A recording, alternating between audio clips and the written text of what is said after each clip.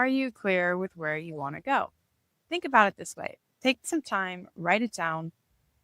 What do you envision for your life? And this can be really hard for people to access. This can be incredibly challenging for you to access with clarity and creativity and openness.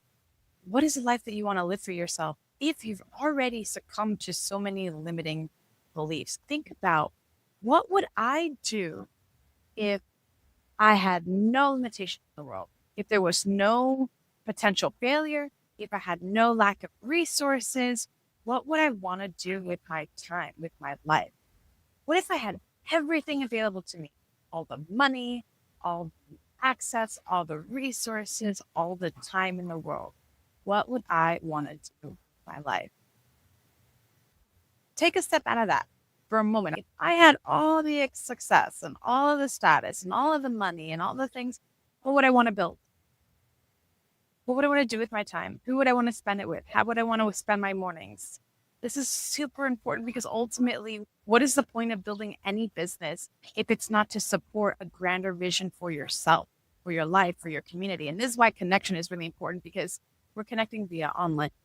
If you actually met someone in person, would you strike up a conversation with them? So we want to tap into this idea of, hey, I'm fully connected. I have all the resources that I could ever want, and think, what would I do with my time?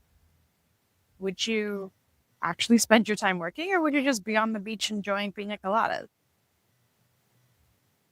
So if you're clear on that, well, what do I want to do with my work time? So there are a few different aspects you want to look at, which is, what do I feel the world needs if you care about impact? And then what am I good at?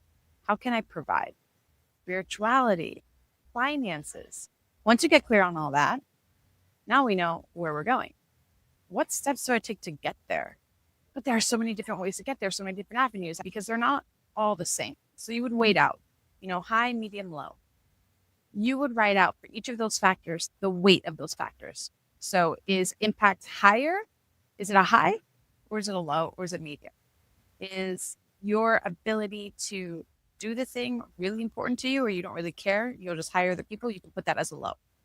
If time to launch isn't a factor because you have plenty of time on your hands and you don't really care, you can put that as a low and say high, medium, low. And a high would be essentially all those different ideas, the speaking, the content, the tech, the company, write them down as a line by line.